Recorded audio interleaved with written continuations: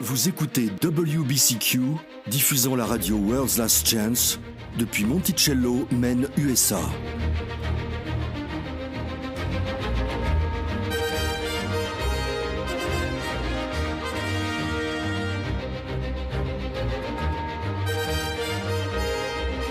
Crimes violents, troubles politiques, instabilité financière, tout indique une crise imminente, une crise sans précédent. Réglez votre fréquence sur Radio World's Last Chance pour découvrir comment vous préparer spirituellement à ce qui nous attend. Radio WLC prépare un peuple pour le retour très proche du Sauveur.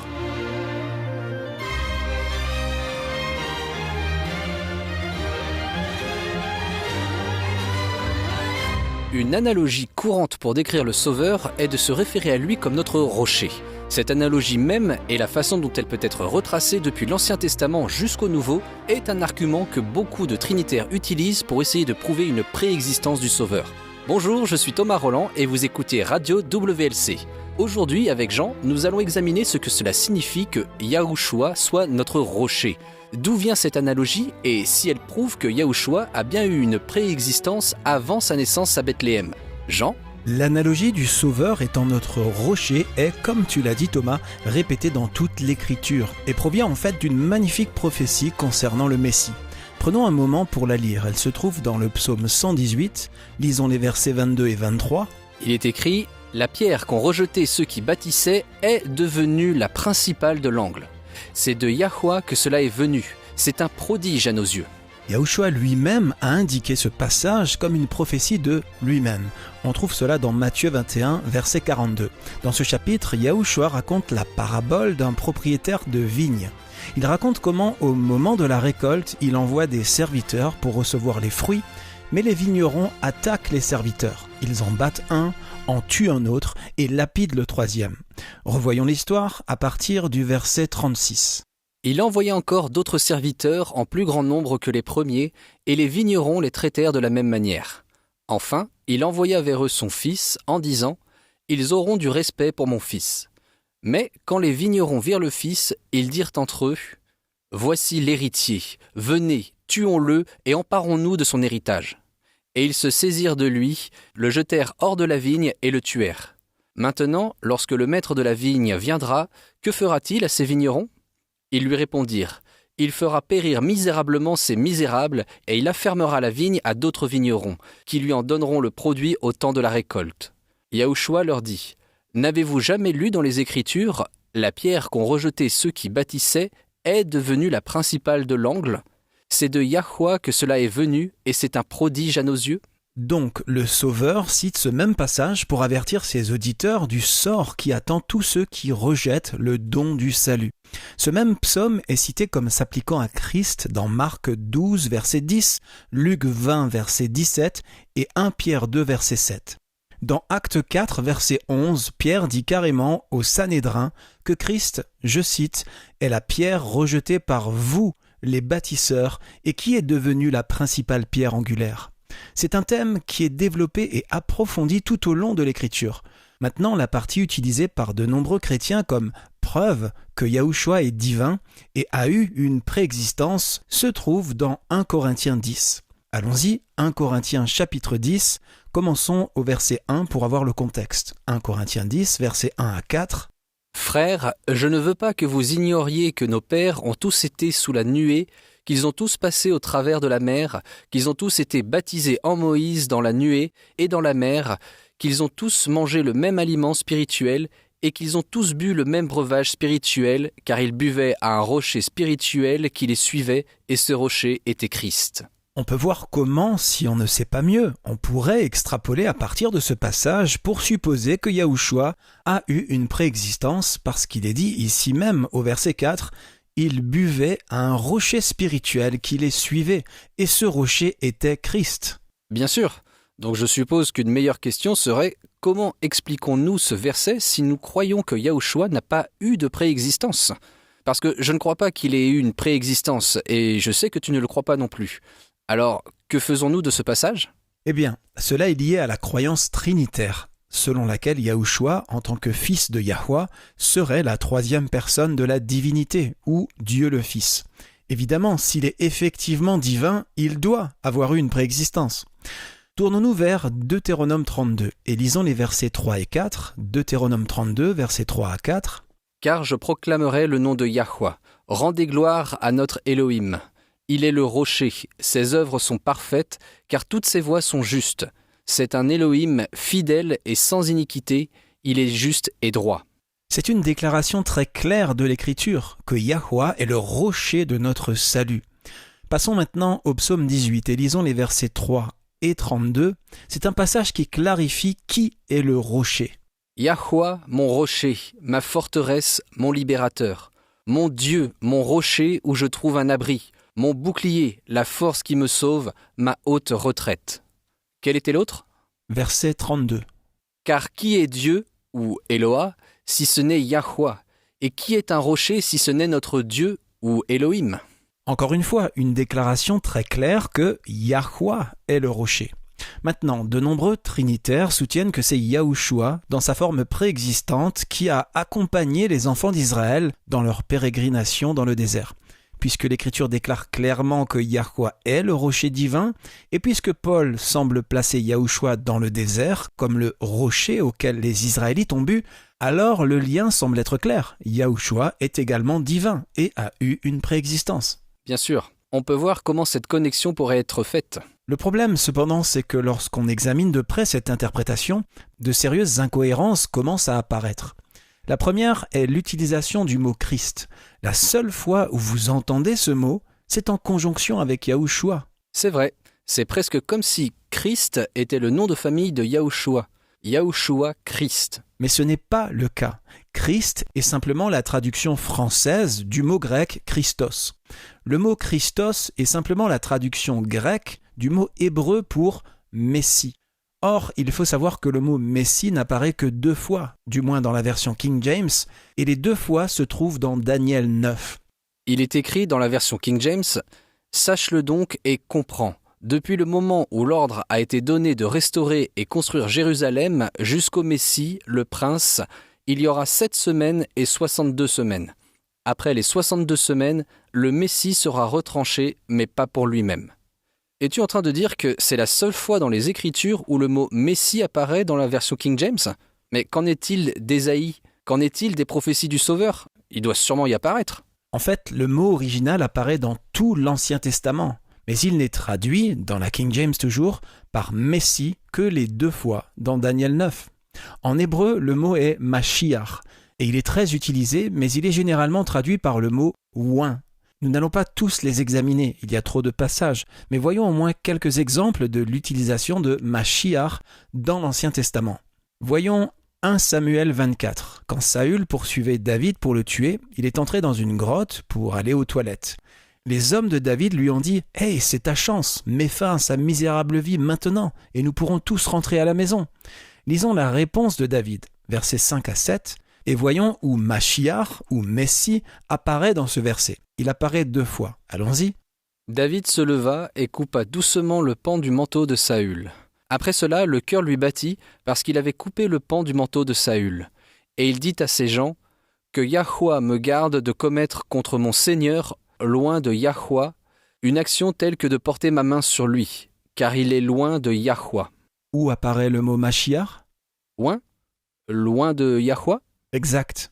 Tu vois, il y a beaucoup de Messie dans la Bible. Yahushua en était un. Saül était le Messie de Yahweh. David était le Messie de Yahweh. Abraham l'était aussi. Ces personnes ont été mises à part et ointes par Yahweh. En fait, même les anges peuvent être des Messies dans ce sens. Dans Zacharie 4, il est montré au prophète 2 oliviers dont l'huile coule directement dans des tubes qui alimentent le chandelier à 7 branches.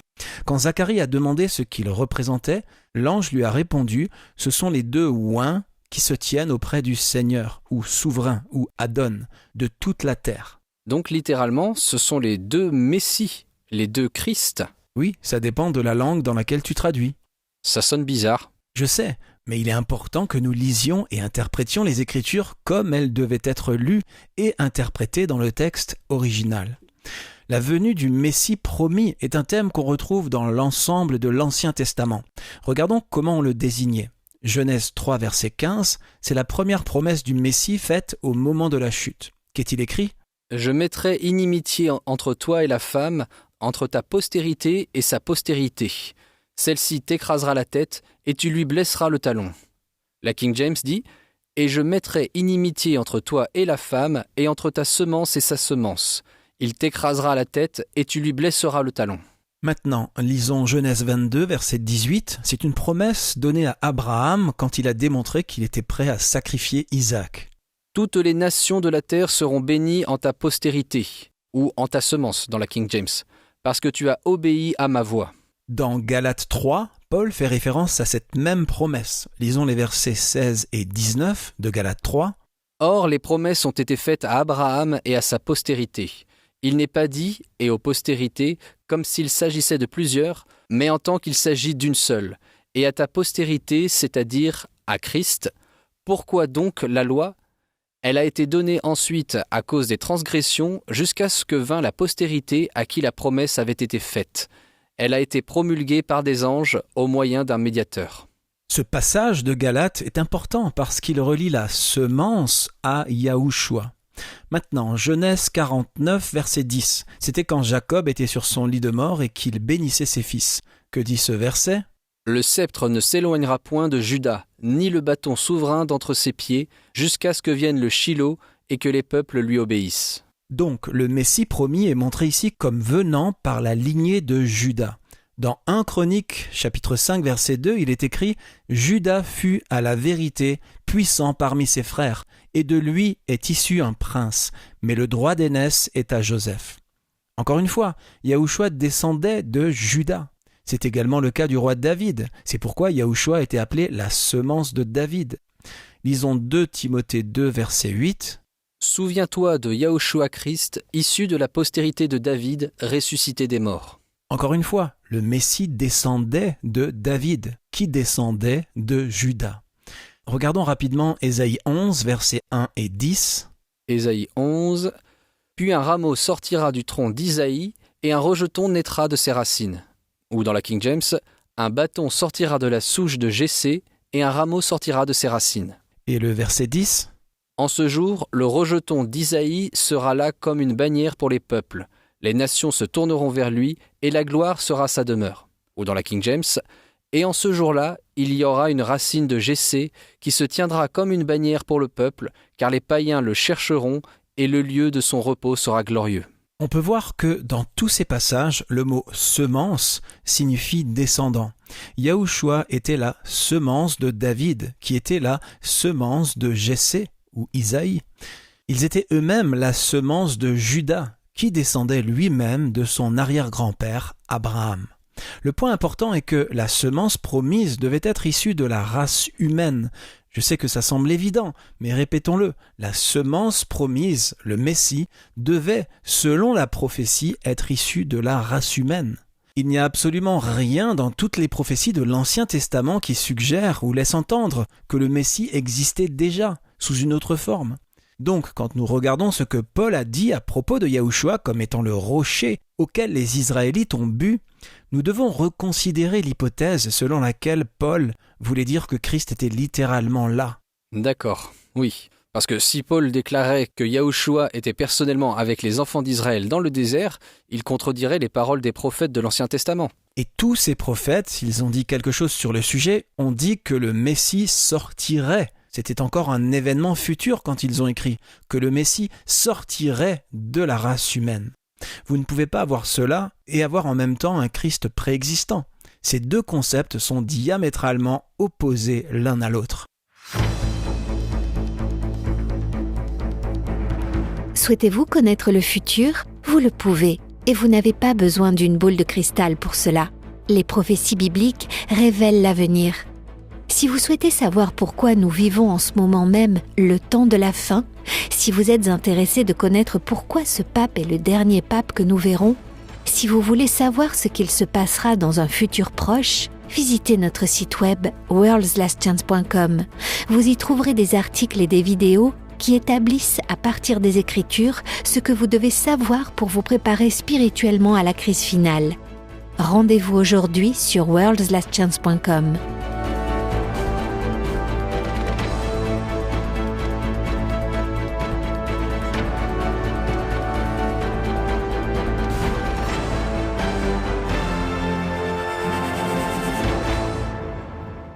Avant de supposer que, contre toute preuve du contraire, Yahushua était personnellement avec les enfants d'Israël dans le désert, nous devons savoir que la Bible dit que Yahweh a utilisé des anges pour servir Israël. Vraiment ? Où ? Il y a 3 endroits dans le Nouveau Testament qui le disent. Lisons-les. Le premier est Acte 7, verset 38. C'est le sermon d'Étienne au Sanhédrin, juste avant qu'il ne soit lapidé. Il parle de Moïse ici. Il dit « C'est lui qui, lors de l'assemblée au désert, étant avec l'ange qui lui parlait sur la montagne de Sinaï et avec nos pères, reçut des oracles vivants pour nous les donner. » Et plus loin dans le même chapitre, les versets 52 et 53. « Lequel des prophètes vos pères n'ont-ils pas persécuté ? Ils ont tué ceux qui annonçaient d'avance la venue du juste, que vous avez livré maintenant et dont vous avez été les meurtriers, vous qui avez reçu la loi d'après des commandements d'anges et qui ne l'avez point gardée. » C'est une déclaration très intrigante. Il est dit que la loi a été reçue d'après des commandements d'anges, au pluriel, ou dans la King James, par la direction d'anges. Ange est au pluriel ici. Le suivant est Galates 3, verset 19. Il est écrit « Pourquoi donc la loi ? Elle a été donnée ensuite à cause des transgressions jusqu'à ce que vint la postérité à qui la promesse avait été faite. Elle a été promulguée par des anges au moyen d'un médiateur. » Ou dans la King James, « À quoi sert donc la loi ? Elle a été ajoutée à cause des transgressions jusqu'à ce que vienne la semence à laquelle la promesse a été faite, et elle a été établie par des anges par la main d'un médiateur. » Le dernier est Hébreux 2, versets 2 et 3. Il est écrit « Car si la parole annoncée par des anges a eu son effet, et si toute transgression et toute désobéissance a reçu une juste rétribution, comment échapperons-nous en négligeant un si grand salut ? » Ce qui est unique dans chacun de ces passages, c'est qu'ils affirment que les anges ont joué un rôle dans le don de la loi. Ce n'est pas quelque chose que nous entendons prêcher. Oui, je n'ai jamais entendu ça. Eh bien, j'encourage nos auditeurs à étudier chaque passage dans son contexte. Quand vous le ferez, vous verrez que dans chaque passage, le thème du message est que l'Évangile est supérieur à la loi. C'est le message dans chaque chapitre où il en est question. Peut-on juste redonner les références de ces versets pour ceux qui voudront les relire dans leur contexte ? Je sais que je vais le faire. Tu as vraiment piqué mon intérêt. C'est Acte 7, versets 38, 52 et 53, Galates 3, verset 19 et Hébreux 2, versets 2 et 3. C'est une étude fascinante de réaliser qu'à chaque endroit, le point qui est souligné est la supériorité de l'Évangile sur la loi. Maintenant, la raison pour laquelle cela est si important pour la discussion d'aujourd'hui, c'est que l'accent sur ce point prouve que Yahushua ne pouvait pas être présent quand la loi a été donnée au mont Sinaï et qu'il n'avait rien à voir avec le service des Israélites quand ils erraient dans le désert. Pourquoi dis-tu cela ? Je ne vois pas pourquoi ça ferait une quelconque différence. Oui, l'Évangile est supérieur à la loi. D'accord, mais pourquoi la présence ou l'absence de Yahushua devrait-elle faire une différence ? Je ne vois pas où tu veux en venir. Parce que Yahushua était l'antitype de tous les types que la loi indiquait. Les agneaux qui étaient sacrifiés, c'étaient des types. Yahushua, en tant que l'agneau de Yah qui ôte les péchés du monde, était le grand antitype. Il en était l'accomplissement.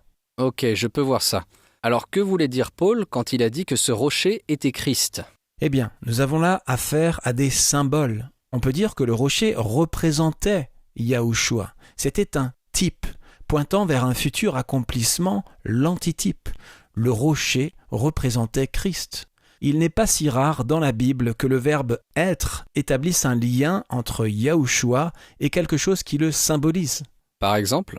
Eh bien, Jean 10, Yahushua a donné la parabole du bon berger. Le bon berger entre par la porte, les voleurs entrent par-dessus le mur.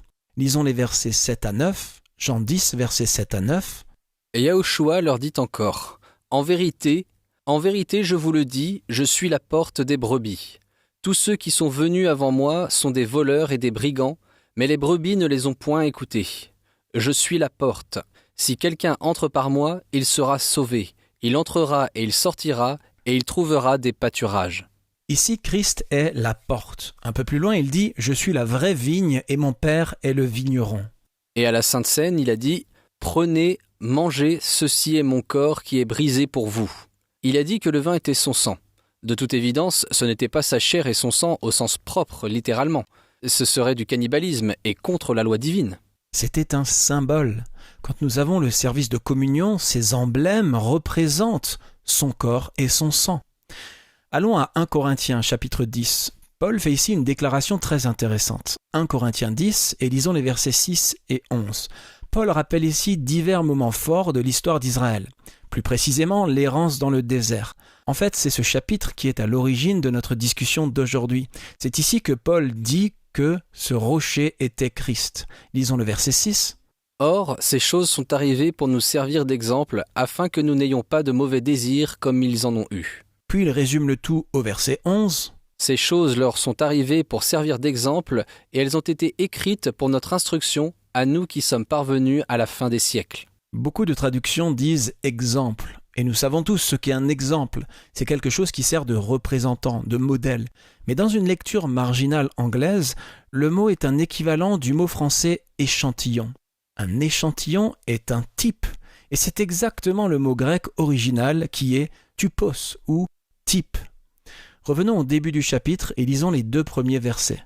« Frères, je ne veux pas que vous ignoriez que nos pères ont tous été sous la nuée, qu'ils ont tous passé au travers de la mer, qu'ils ont tous été baptisés en Moïse dans la nuée et dans la mer. » Les enfants d'Israël n'ont pas été littéralement baptisés. Nous le savons parce que la Bible nous dit qu'ils ont traversé la mer Rouge à pied sec. C'était l'un des miracles de Yahweh, de sorte qu'ils ne se sont pas enlisés dans la boue. Mais encore une fois, il s'agit de type. La traversée de la mer Rouge était un type de baptême. Et le baptême lui-même n'est-il pas aussi un type ? Je pense à Romains 6 où il est écrit « Ignorez-vous que nous tous qui avons été baptisés en Yahushua Christ, c'est en sa mort que nous avons été baptisés ?» C'est vrai. Il y a la même idée dans Galates 3. Vous tous qui avez été baptisés en Christ, vous avez revêtu Christ. Mais continuons dans 1 Corinthiens 10. Les versets 3 et 4 poursuivent l'analogie. Il continue avec le type. Qu'ils ont tous mangé le même aliment spirituel et qu'ils ont tous bu le même breuvage spirituel, car ils buvaient à un rocher spirituel qui les suivait, et ce rocher était Christ. Ça fait référence, bien sûr, au moment où Yahweh leur a donné la manne, comme on peut le lire dans Exode 16, et aux événements de Réphidim et de Kadesh Barnéa, où Yahweh a fourni l'eau depuis le rocher. La Bible relate en fait 2 événements différents où Yahweh a fourni de l'eau à partir d'un rocher. Il y a des similitudes frappantes entre les 2 événements, mais aussi des différences notables. Dans Exode 17, nous lisons comment les Israélites sont arrivés à Réphidim, mais il n'y avait pas d'eau à boire. Alors ils ont fait ce qu'ils faisaient habituellement, ils ont râlé auprès de Moïse. Eh bien, je dirais qu'ils ont fait plus que râler. Moïse a dit à Yahweh qu'ils étaient prêts à le lapider. Alors lisons ce qui s'est passé, Exode 17, versets 5 et 6. Yahweh dit à Moïse, « Passe devant le peuple et prends avec toi des anciens d'Israël. Prends aussi dans ta main ta verge avec laquelle tu as frappé le fleuve, et marche. Voici, je me tiendrai devant toi sur le rocher d'Horeb, tu frapperas le rocher et il en sortira de l'eau, et le peuple boira. » Et Moïse fit ainsi aux yeux des anciens d'Israël. Nous avons donc ici cette formidable parabole mise en scène. Le rocher symbolise Christ. Frapper le rocher symbolise sa mort. Et l'eau qui coule est un symbole de l'Esprit Saint. D'où sors-tu cela ? Eh bien, lisons-le dans Jean 7, versets 37 à 39. Le dernier jour, le grand jour de la fête, Yahushua, se tenant debout, s'écria « Si quelqu'un a soif, qu'il vienne à moi et qu'il boive. Celui qui croit en moi, des fleuves d'eau vive couleront de son sein, comme dit l'Écriture. » Il dit cela de l'Esprit que devaient recevoir ceux qui croiraient en lui, car l'Esprit n'était pas encore, parce que Yahushua n'avait pas encore été glorifié. Le 2e événement s'est produit vers la fin des 40 années passées dans le désert. De nouveau, les Israélites se sont plaints du manque d'eau et de nouveau, Yahweh a dirigé Moïse vers un rocher. Cette fois, cependant, il a été dit à Moïse de simplement parler au rocher. Au lieu de cela, Moïse s'est mis en colère contre le manque de foi des Israélites et a frappé le rocher. Le problème, c'est qu'en frappant le rocher une seconde fois, Moïse a détruit le symbole prévu par Yah. Christ a été sacrifié une fois pour les péchés de beaucoup, pas plusieurs fois. En voyant une répétition de ce qui s'était passé 40 ans auparavant, ils craignaient peut-être que leur manque de foi continu les renvoie dans le désert pour 40 autres années. Peut-être, mais le fait est que Yahweh voulait continuer la leçon du rocher comme étant un symbole de Christ. Il voulait enseigner aux Israélites des leçons sur le Sauveur. Oui, il est mort une fois, comme le symbolise Moïse frappant le rocher à Réphidim. Mais après cela, les bénédictions du salut nous parviennent par l'Esprit Saint, simplement quand nous le demandons. Le fait de frapper le rocher une seconde fois a détruit l'analogie. En ayant ces deux incidents avec un rocher, l'un au début de l'errance dans le désert, l'autre à la fin, nous pouvons voir symboliser la présence du Sauveur à chaque étape de notre errance dans le désert de notre vie. C'est vraiment très beau. Même avec l'analogie détruite par l'action irréfléchie de Moïse, on peut toujours voir ce que cela était censé être. Et c'est profond et réconfortant. Oui, voilà ce que Paul voulait dire quand il a dit qu'ils ont bu au rocher spirituel qui les suivait. De toute évidence, un rocher littéral n'a pas de jambes et ne peut les suivre pendant 40 ans. Il s'agit ici de symboles, mais ça ne prouve pas la préexistence de Christ. Nous devons nous rappeler que Paul écrivait à une audience chrétienne qui comprenait les symboles chrétiens. Il applique ces symboles à l'errance d'Israël dans le désert et enseigne la leçon que Christ, le grand antitype du rocher littéral dans le désert, nous accompagne dans notre vie, toujours là pour être un bouclier et un réconfort pour ses enfants. Voilà ce que signifie le fait que Christ soit le rocher. C'est magnifique. Restez à l'écoute les amis. À suivre notre courrier des auditeurs.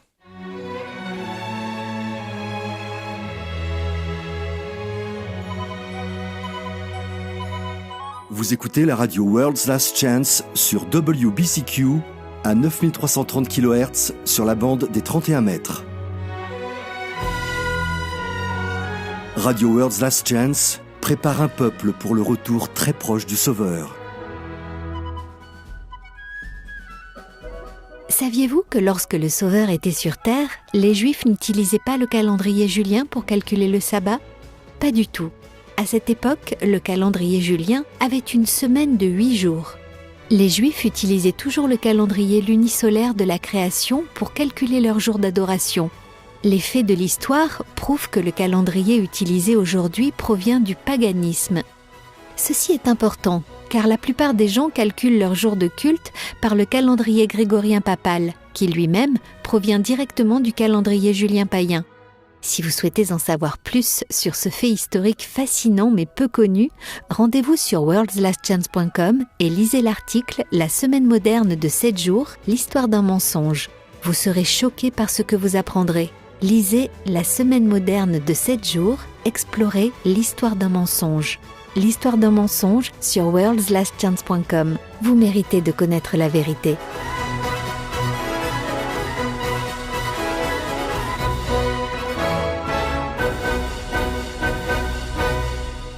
La question d'aujourd'hui nous vient du pays qui exploite et maintient les systèmes GPS du monde. Le système de positionnement global utilisé par les pilotes de ligne ? Et les voitures, les militaires, les smartphones et à peu près tout le monde en fait. Un seul pays est en charge de l'exploitation et de la maintenance de ce système ? Oui. Lequel ? Les États-Unis. Eh bien, je suppose qu'il faut un haut niveau de coordination. Bref, quelle est la question du jour ? Eh bien, je dirais qu'il s'agit plus d'une observation que d'une véritable question. Mais les membres de l'équipe qui travaillent sur notre site web disent qu'ils sont souvent confrontés à ce sujet, alors je pense qu'il est juste de donner quelques précisions. Karina de Sandpoint, dans l'Idaho, aux États-Unis, nous écrit « Waouh, vous nous avez appris à utiliser le nom correct de Yahweh, puis vous faites volte-face dans vos émissions et dites Dieu. Il est grand temps de décider qui vous servez, Yah ou Baal ?» Oui, j'ai entendu les membres de l'équipe qui travaillent sur le site web et répondent aux commentaires et aux emails dire que ça revient assez souvent. Donc merci Karina de nous donner l'occasion d'aborder ce sujet à l'antenne. Elle n'est pas la seule. Il y a quelque temps, un message est arrivé d'un certain David Ben Yeshua. Il disait « Vous devez expliquer au Très-Haut pourquoi vous l'appelez Yahweh 1 minute, puis vous vous retournez et l'appelez Baal la minute suivante. » Je suppose qu'il fait référence au fait d'appeler Yahweh Dieu, puisque nous n'avons jamais fait référence à Yahweh en tant que Baal. C'est une question juste. Nous enseignons, et je le crois fermement, que Yahweh est le nom de notre Créateur et que l'Écriture nous exhorte à maintes reprises à invoquer son nom. donc nous sommes définitivement censés l'utiliser. Cela a été perdu quand la Bible a été traduite parce que les traducteurs ont inséré le titre générique « Seigneur » au lieu de son nom réel. Ce que, comme nous l'avons couvert dans des programmes précédents, nous ne sommes pas censés faire. Non. Comment pouvons-nous invoquer le nom de Yahweh, comme l'Écriture nous y exhorte à plusieurs reprises, si nous ne savons pas quel est ce nom ? Mais regardons le raisonnement qui explique pourquoi certaines personnes disent que nous ne devrions pas utiliser le mot « Dieu » pour désigner Yahweh, et pourquoi, malgré cela, nous le faisons parfois. Tournons-nous vers Exode 23 et commençons par le verset 10 pour bien saisir le contexte. « Pendant 6 années, tu ensemenceras la terre et tu en recueilleras le produit. Mais la 7e, tu lui donneras du relâche et tu la laisseras en repos. Les pauvres de ton peuple en jouiront et les bêtes des champs mangeront ce qui restera.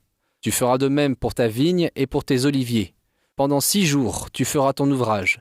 Mais le 7e jour, tu te reposeras, afin que ton bœuf et ton âne aient du repos, afin que le fils de ton esclave et l'étranger aient du relâche. » Ce sont donc des instructions très importantes que le peuple de Yah doit prendre au sérieux. Les versets 10 et 11 expliquent que chaque 7e année, ils doivent laisser la terre se reposer. Ça peut ne pas sembler important pour les croyants d'aujourd'hui, mais dans un autre passage des Écritures, il nous est dit que si les Israélites ont passé 70 ans en captivité à Babylone, c'est précisément parce qu'ils ont négligé de laisser la terre se reposer. Donc, autant d'années sabbatiques qu'ils ont négligé de laisser la terre se reposer, autant d'années la terre s'est reposée pendant leur séjour à Babylone.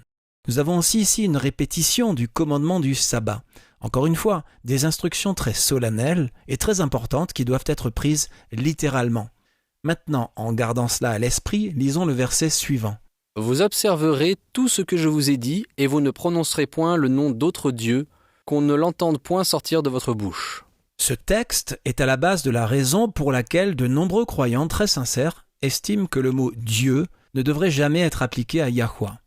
Examinons un autre texte, Osée 2, verset 17. Ce texte comporte un autre élément. Il s'agit ici de citer Yahweh. « J'ôterai de sa bouche les noms des Baals, afin qu'on ne les mentionne plus par leur nom. » Il y a 2 parties à cette question de l'utilisation des noms païens. La première est la suivante. Est-ce que nous utilisons le mot « Dieu » pour désigner Yahweh, alors que ce mot s'applique également aux faux dieux?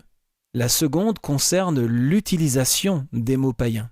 Alors regardons ça. Avant de poursuivre, je pense qu'il est juste de partager que certains membres de notre équipe WLC sont d'accord avec Karina et David. Ce sont des membres très importants de notre équipe et nous les respectons vraiment. Ils pensent aussi que le mot « Dieu » ne devrait jamais être utilisé en référence à Yahweh. C'est vrai, mais la question posée était pourquoi nous, en tant que membres de l'équipe à l'antenne, nous utilisons encore occasionnellement le mot « Dieu ». C'est donc à cela que je vais répondre. Mais tu as raison Thomas, il y a des membres de l'équipe qui ne sont pas d'accord. Il n'y a aucun doute quant à la sincérité de tous les membres de l'équipe. Aussi, nous nous donnons la liberté religieuse de suivre nos convictions individuelles, sachant que si nous continuons à étudier, l'Esprit Saint nous conduira tous vers les mêmes vérités. Très bien, revenons à notre premier point. Certaines personnes croient que nous ne devrions jamais utiliser pour Yahweh des mots qui sont utilisés pour s'appliquer à de faux dieux. Et évidemment, le mot « Dieu » en est un excellent exemple. Le mot « Dieu » vient du mot hébreu « Eloah » et signifie littéralement « Dieu ». Eh bien, c'est logique. Nous avons affaire à des langues différentes. Le français est une langue latine ou romane de la famille des langues indo-européennes. Le mot français « Dieu » vient du latin « Deus ». Comme tu l'as dit, c'est simplement le mot pour « Eloah » que Yahweh a attribué aux ancêtres de notre langue actuelle quand il a confondu les langues à Babel. Elohim est la forme plurielle du mot Eloah et signifie Dieu au pluriel, ou même déesse. C'était un procédé littéraire hébreu d'utiliser ce mot pluriel pour s'appliquer à Yahweh, parce que mettre le mot au pluriel montrait un plus grand respect. Ils procédaient de la même manière quand ils utilisaient Elohim pour désigner des magistrats ou d'autres personnages importants. Examinons quelques utilisations d'Elohim dans les Écritures. La plus célèbre est sans doute dans Genèse 1, verset 1. Qu'est-il écrit ? « Au commencement, Elohim créa les cieux et la terre. » Nous savons que c'est Yahweh qui a créé les cieux et la terre. Mais ce n'est pas le mot que Moïse a utilisé, même s'il connaissait le nom divin, puisqu'il l'a utilisé dans Genèse 2. Au lieu de cela, Moïse a utilisé le mot hébreu pour « Dieu », et il l'a appliqué à Yahweh. L'Ancien Testament se réfère à maintes reprises à Yahweh en tant que Elohim, mais ce n'est pas son nom.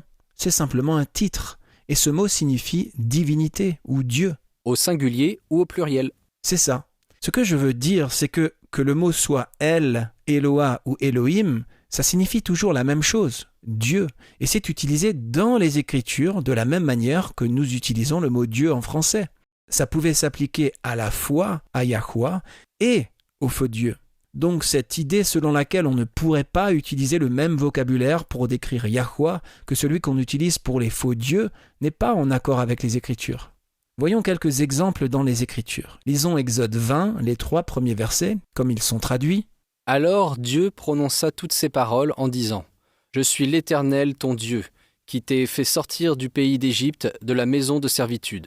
Tu n'auras pas d'autre Dieu devant ma face. » Maintenant, relisons le passage en remplaçant les titres français par les titres hébreux et le nom divin tel qu'il apparaît dans l'original. Très bien. Alors Elohim prononça toutes ces paroles en disant « Je suis Yahweh ton Elohim, qui t'ai fait sortir du pays d'Égypte, de la maison de servitude. Tu n'auras pas d'autre Elohim devant ma face. » Donc, ici même, quand Yahweh a prononcé la loi des 10 commandements au mont Sinaï, il a utilisé l'équivalent hébreu du mot français « Dieu » et l'a appliqué à la fois à lui-même et à tous les autres faux dieux. Cela arrive souvent dans la Bible, mais regardons juste un autre exemple. Josué 23, verset 16, lisons-le tel qu'il est traduit en français, c'est le dernier discours de Josué à Israël. « Si vous transgressez l'alliance que l'Éternel, votre Dieu, vous a prescrite, et si vous allez servir d'autres dieux et vous prosterner devant eux, la colère de l'Éternel s'enflammera contre vous, et vous périrez promptement dans le bon pays qu'il vous a donné. » Relisons-le avec le nom divin et les titres hébraïques rétablis. « Si vous transgressez l'alliance que Yahweh, votre Elohim, vous a prescrite, et si vous allez servir d'autres Elohim et vous prosterner devant eux, la colère de Yahweh s'enflammera contre vous, et vous périrez promptement dans le bon pays qu'il vous a donné. » Donc, ici encore, nous avons un autre parmi de nombreux passages de l'Écriture où le mot Elohim, Dieu, est utilisé pour se référer à la fois au faux Dieu et à Yahweh. Tu sais, une pensée me vient à l'esprit. Nous sommes tous d'accord pour dire que c'est mal de cacher le nom de Yahweh derrière le titre générique de Seigneur. Cependant, n'avons-nous pas été en danger de faire la même chose dans l'autre sens ? Dans nos émissions radio, dans nos vidéos et articles de notre site web, nous avons mis la majuscule au mot Elohim et l'avons appliqué strictement à Yahweh. Mais, premièrement, l'hébreu n'avait pas de majuscule, donc nous élevons un mot qui n'est pas un nom et nous l'utilisons comme un nom. Et deuxièmement, nous utilisons un titre générique et l'appliquons strictement à Yahweh, alors que l'Écriture elle-même l'applique à la fois au vrai Dieu et à tous les autres faux dieux. Eh bien oui, c'est quelque chose à considérer. Et il y a un problème avec ça. Si nous utilisons Elohim pour nous référer exclusivement à Yahweh, alors oui, nous faisons précisément ce que les traducteurs de la Bible ont fait et nous transformons un titre en un nom sacré, et c'est une erreur. Mais il y a plus, et c'est là que ça devient vraiment problématique. Si nous décidons que nous ne pouvons pas utiliser pour Yahweh des mots qui s'appliquent également aux faux dieux, alors nous limitons notre capacité à communiquer des concepts importants. Et c'est quelque chose que même les auteurs de la Bible n'ont pas fait. C'est pourquoi la plupart des créateurs de contenu de l'équipe WLC sont en faveur de l'utilisation du mot Dieu. Restreindre notre vocabulaire restreint notre capacité à communiquer. Dieu est un titre générique. Il ne devrait jamais remplacer le nom divin. Mais si nous transformons le titre générique Elohim en un autre nom divin, si nous supprimons le mot Dieu de notre vocabulaire, nous ne serons pas en mesure de faire les comparaisons que l'Écriture elle-même fait. Oui, comme le premier commandement. C'est une comparaison. Je suis le Dieu qui t'a fait sortir d'Égypte. Tu n'auras pas d'autre Dieu devant moi. Et qu'en est-il des déclarations qui distinguent entre les dieux, comme le seul vrai Dieu vivant, ou mon Dieu, ou le Dieu d'Abraham ? Ce sont aussi des déclarations comparatives. L'Écriture établit à maintes reprises des comparaisons entre Yahweh et tous les autres dieux. Mais, et c'est là que je veux en venir, nous ne pouvons établir de comparaison sans utiliser un mot qui s'applique aux deux parties. C'est aussi simple que ça. Et les auteurs de la Bible ne se sont certainement pas handicapés en refusant d'utiliser un mot qui s'applique aux deux. Avez-vous remarqué que l'interdiction d'Exode 23 ne fait pas du tout référence à Yahweh ? Il est dit « Vous observerez tout ce que je vous ai dit, et vous ne prononcerez point le nom d'autres dieux, qu'on ne l'entende point sortir de votre bouche. » Il n'est pas dit que nous ne pouvons pas appliquer le mot Dieu à Yahweh. Il est dit de ne pas mentionner d'autres dieux. Rien n'est dit sur une limitation de la façon dont nous nous référons à Yahweh, que ce soit dans ce texte ou dans Osée 2, verset 17, où il est dit « J'ôterai de sa bouche les noms des Baals, afin qu'on ne les mentionne plus par leur nom. » Ou dans la King James « J'ôterai de ses lèvres les noms des Baals, on n'invoquera plus leur nom. » Tu as raison, et cela m'amène à mon point suivant. Non seulement ces versets ne disent pas que nous ne pouvons pas utiliser le mot Dieu ou Elohim pour nous référer à Yahweh, mais ils ne parlent pas du tout du mot Dieu. Ces deux passages font référence au nom des faux dieux. Maintenant, un certain nombre de croyants très sincères prennent tout cela tout à fait littéralement. Je connais quelqu'un qui est un ardent défenseur du sabbat lunaire. À chaque fois qu'il essaye de parler du calendrier biblique, il rencontre des difficultés, car la plupart des gens aujourd'hui ne connaissent pas la terminologie biblique des jours de la semaine, sans parler des mois de l'année. Ils se voient souvent obligés de se référer à mercredi ou vendredi ou autre, même si ces deux mots proviennent de noms de dieux païens. Mais il ne peut pas communiquer, il ne peut pas transmettre l'information qu'il essaye de partager avec son audience s'il n'utilise pas ces mots. Alors que fait-il ? Eh bien, il dit le mot, mais ensuite il dit « Pardonne-moi, Père ». Il dit ça à chaque fois qu'il dit un mot païen ? Oui, bien sûr, quand il le peut, il essaye d'éviter complètement l'utilisation du mot. Donc il limite son vocabulaire et sa capacité à communiquer. C'est ça. Mais encore une fois, nous nous heurtons à un problème. Supposons que ces versets signifient littéralement, tels qu'ils sont traduits, que nous ne devons jamais utiliser des mots qui viennent des noms de dieux païens. Eh bien, nous avons un problème, un gros problème, parce que l'Écriture elle-même nomme à plusieurs reprises des faux dieux. Il y a Bel, Ashtoret, Chemosh, Dagon, Mérodash, Milcom et bien d'autres encore, qui sont nommément cités. Ce sont des dieux païens et ils sont nommés dans les Écritures. Si nous ne sommes jamais censés prononcer les noms des dieux païens, comment peuvent-ils apparaître dans les Écritures ? Pourquoi Yah aurait-il enfreint son propre commandement ? Il ne le ferait pas. Non, il ne le ferait pas. Tournons-nous vers Ésaïe 46 et lisons le verset 1. Bel s'écroule, Nébo tombe, on met leurs idoles sur des animaux, sur des bêtes. Ici, il s'agit de deux dieux babyloniens, et le prophète Ésaïe les mentionne par leur nom. Nébo est le même que Nébou, et il apparaît même dans le nom de Nebuchadnezzar. Son nom signifie que Nébo protège la couronne. Donc le nom de Nebuchadnezzar, qui est écrit à plusieurs reprises dans le livre de Daniel, est en fait une invocation à un dieu païen ? Eh oui. Et dans le Nouveau Testament, il y en a beaucoup aussi. Je pense au livre des Actes, où Paul et ses compagnons sont assaillis par les Éphésiens. Ils étaient tellement en colère contre les apôtres qu'ils ont crié « Grande est la Diane des Éphésiens ». Et Diane, bien entendu, était une déesse romaine. Il y a aussi Acte 17. Nous pouvons lire comment Paul s'est rendu à Athènes, la ville qui a été nommée d'après la déesse Athéna. Athènes était sa ville sainte. Les missionnaires chrétiens y sont entrés et Luc a noté le nom de l'endroit où ils sont allés. Pendant son séjour, Paul s'est rendu sur la colline de Mars. Mars, bien sûr, était un autre dieu. Dans la plupart des langues latines, comme le français, le 3e jour de la semaine porte son nom, mardi, en espagnol martes. Luc rapporte aussi les noms de quelques Athéniens qui se sont convertis. L'un d'eux était Denis l'Aréopagite. Denis, ou Dionysos en grec, est le nom d'un autre dieu connu pour ses réjouissances alcoolisées. Et son nom apparaît dans la Bible. Il y a même un livre de la Bible qui signifie littéralement « dédié au dieu Mars ». Vraiment ? Lequel ? L'évangile de Marc, Marcus en latin, Martikos en grec. Ok, donc nous savons que Yahweh ne se contredit pas. De toute évidence, l'Écriture utilise le mot hébreu pour « Dieu » et l'applique à Yahweh et aux faux dieux. Il n'y a pas d'autre moyen d'établir une comparaison entre le vrai et le faux que d'utiliser le même mot pour les deux. Mais, pour être juste, ces versets dans Exode et Osée disent, sans équivoque, que nous ne devons pas prendre le nom d'autres dieux dans notre bouche. Nous ne devons même pas les mentionner. C'est ce qui est dit. Alors comment expliquer que l'Écriture elle-même enfreigne le commandement clair de Yah et les nomme ? Que fait-on avec ça ? On doit creuser un peu plus profondément pour obtenir la véritable signification. Oui, une lecture superficielle d'Exode 23 verset 13 et Osée 2 verset 17 suggère que nous ne devons jamais prononcer les noms des dieux païens. C'est pourquoi il y a des gens comme mon ami qui, quand il se rend compte qu'il ne peut pas communiquer autrement qu'en prononçant un mot qui vient d'un dieu païen, il dit immédiatement « Pardonne-moi, Père ». Mais c'est une lecture superficielle. Cherchons le mot « mentionné » dans la concordance Strong et lisons la définition du mot hébreu original. C'est le numéro 2142. Ça vient du mot « zakar », se souvenir. Oh, intéressant. Il est dit que la traduction de « mentionner » est seulement implicite. La signification réelle est de « brûler de l'encens, se rappeler, penser ».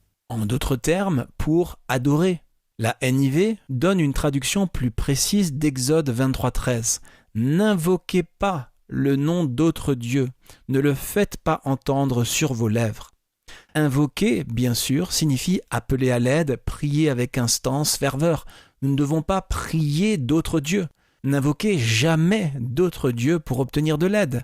Voilà ce qui est cohérent avec le reste des Écritures. Très bien, que dire d'Osée 2, verset 17, où il est dit au sujet des dieux païens qu'on ne les mentionnera plus par leur nom, ou qu'ils ne seront plus rappelés par leur nom dans la King James. Cherchons le mot « rappeler ». Cela vient du mot « oh », c'est le même mot « zakar ». La véritable signification de ces commandements est que nous ne devons pas révérer, nous ne devons pas brûler de l'encens ou invoquer le nom d'autres dieux. Nous ne devons pas les prier. Ça ne signifie pas que nous ne pouvons pas littéralement dire leur nom. Daniel 1, verset 7 nous indique le nom babylonien de Daniel. L'eunuque chargé des captifs israélites l'a rebaptisé Belchazzar. Belchazzar signifie littéralement « Beltis protège le roi ». Beltis était considérée comme la reine des dieux babyloniens. Donc le nom babylonien de Daniel, qui, remarquons, est mentionné dans les Écritures, était en fait en lui-même une invocation à une divinité païenne. Encore une fois, les commandements de Yahweh dans Exode 23 et Osée 2 ne signifient pas que nous ne pouvons pas littéralement prononcer un mot pour transmettre une information. Ça signifie que nous ne devons pas nous engager dans l'acte d'invoquer, d'honorer ou d'adorer un autre Dieu. Ça a du sens. Pourquoi cela déshonorerait-il Yahweh d'utiliser des mots qu'il a lui-même donnés dans l'objectif de transmettre des informations ? La véritable tragédie, c'est quand nous retirons de notre usage les mots mêmes nécessaires pour partager la vérité. Si les titres ou les noms païens étaient ce qui est signifié dans ces passages, c'est-à-dire que nous ne devions littéralement jamais les prononcer ou les écrire, alors ces noms et titres, comme le mot Elohim, n'apparaîtraient pas dans les Écritures, car l'acte même de les consigner dans les Écritures briserait le commandement de ne pas les mentionner ou s'en souvenir. C'est vrai. Cela dit, nous continuerons à respecter la liberté de religion de ceux qui ne sont pas d'accord avec nous, y compris certains membres de notre propre équipe. Nous demandons juste respectueusement le même droit en retour. Ne nous dénonçons pas les uns les autres, les amis. Ne nous accusons pas les uns les autres pour des choses comme ça. Ce n'est pas l'esprit de Yahushua. Une discussion très intéressante. Merci Jean. Si vous avez des questions, amis auditeurs, vous pouvez nous contacter en allant sur notre site web worldslastchance.com et en cliquant sur « Contactez-nous ». Nous sommes toujours heureux de recevoir vos messages.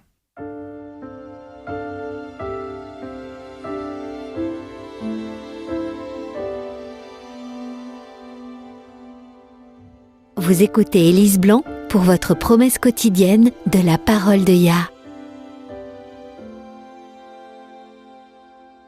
Mon grand-père était un homme dévoué. Il était bienveillant et aimait jouer avec ses petits-enfants. Cela peut ne pas sembler très important pour un adulte, mais pour un enfant, ça signifiait beaucoup qu'un adulte compatissant s'intéresse à lui. Mon grand-père est décédé alors que je n'étais qu'une adolescente. Mais son influence perdure. En fait, 16 ans plus tard, quand j'ai donné naissance à un fils, je lui ai donné le nom de mon grand-père. Hier, cela aurait été l'anniversaire de mon grand-père, et en me souvenant de lui, j'ai réalisé quelle précieuse promesse représente Ecclésiaste 9:5. Il est écrit « Les vivants, en effet, savent qu'ils mourront, mais les morts ne savent rien, et il n'y a pour eux plus de salaire, puisque leur mémoire est oubliée. » Cela ne ressemble peut-être pas à une promesse, mais c'en est une. Cela nous promet que les êtres chers qui sont décédés ne souffrent pas, et que si nous mourrons avant le retour de Yahushua, nous ne souffrirons pas non plus. La mort est comme un sommeil. Nous n'avons pas à regarder ce que nous avons laissé derrière nous, ressentir le vide de notre absence et pleurer notre disparition. Mais nous pouvons savoir qu'un jour, nous serons réunis avec tous ceux qui aiment Yahweh. En contemplant ce moment où nous serons réunis avec les sauvés de tous les temps, Jean dit que Yahweh habitera avec eux et ils seront son peuple. Yahweh lui-même sera avec eux et sera leur Dieu. Et Yah essuiera toute larme de leurs yeux.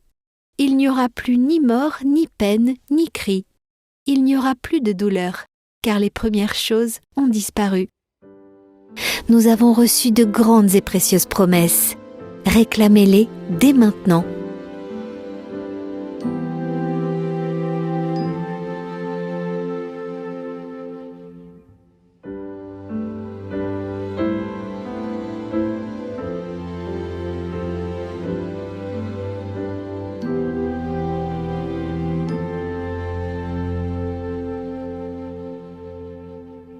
Moït Agadi est un auteur, journaliste, producteur de films et entrepreneur vivant aux dernières nouvelles à Bengaluru en Inde.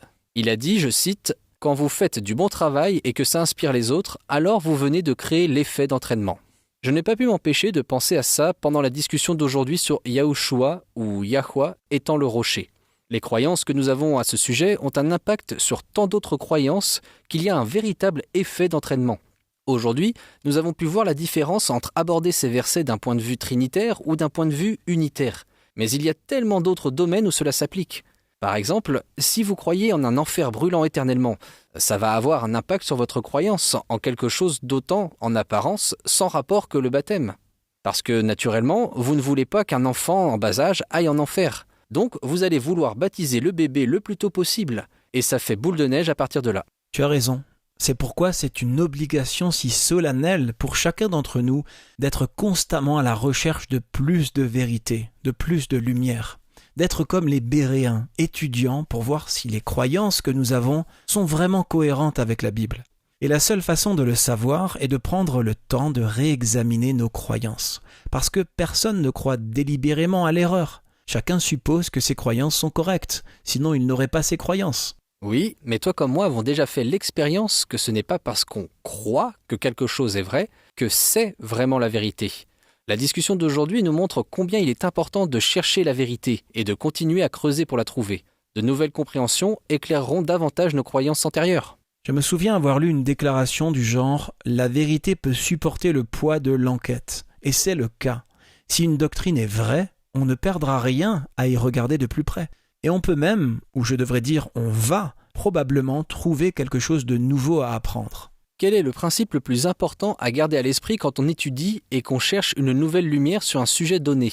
Eh bien, je pense que beaucoup de gens ont appris à avoir peur de considérer de nouvelles idées. On leur a enseigné, peut-être pas explicitement, mais la pression était là, que s'ils ne font qu'envisager de nouvelles idées, le diable va déferler comme un torrent et qu'ils seront trompés contre leur volonté.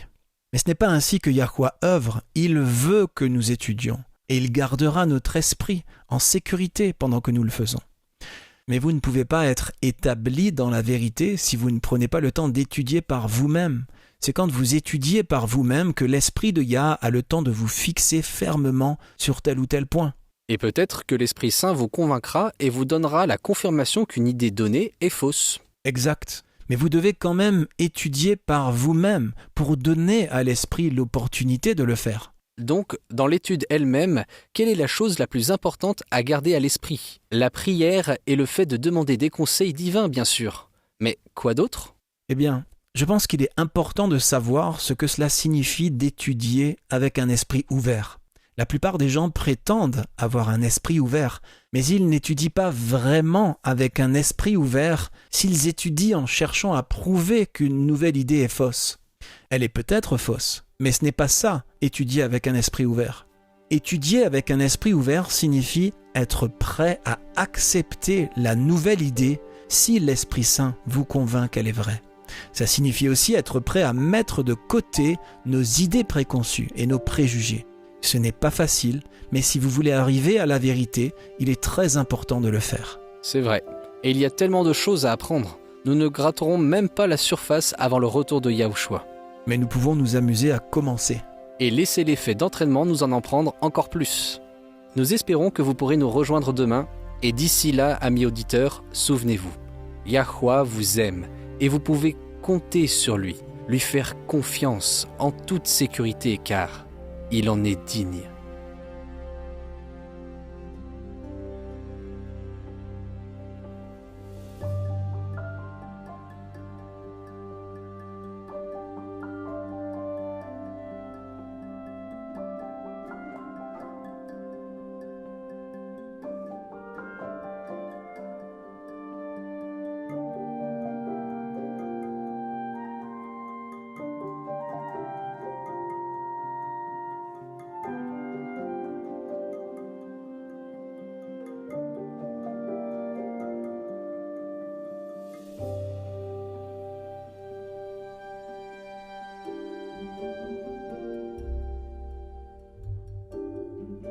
Vous étiez à l'écoute de Radio WLC. Cette émission, ainsi que les émissions précédentes de Radio WLC, sont disponibles en téléchargement sur notre site internet. Elles sont parfaitement appropriées pour être partagées avec des amis et pour des études bibliques. Elles sont également une ressource merveilleuse pour ceux qui adorent Yahuwah, seuls, en famille ou en groupe à la maison. Si vous souhaitez écouter les émissions de Radio WLC, rendez-vous sur notre site internet à l'adresse worldslastchance.com. Cliquez sur l'icône Radio WLC en haut à droite de la page d'accueil. Cela vous permettra de télécharger les épisodes dans votre langue préférée. Vous trouverez également des articles et des vidéos disponibles en plusieurs langues. Rejoignez-nous demain pour un autre message rempli de vérité sur WBCQ à 9330 kHz sur la bande des 31 mètres. Radio World's Last Chance prépare un peuple pour le retour très proche du Sauveur.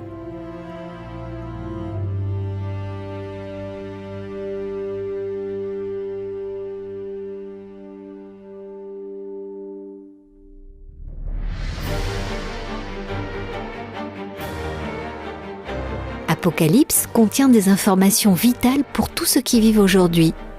Les chapitres 8 et 9 sont particulièrement importants. Ils prédisent des événements cruciaux qui auront lieu dans un avenir proche. Ils sont décrits comme 7 trompettes. Quand ces 7 trompettes commenceront à sonner, nous saurons que nous sommes à quelques mois du retour de Yahushua. Pour en savoir plus, visitez notre site web worldslastchance.com. Nous avons beaucoup d'articles et de vidéos couvrant plusieurs aspects de ce sujet des plus importants. C'est sur worldslastchance.com. Visitez notre site dès aujourd'hui. Il ne reste plus beaucoup de temps.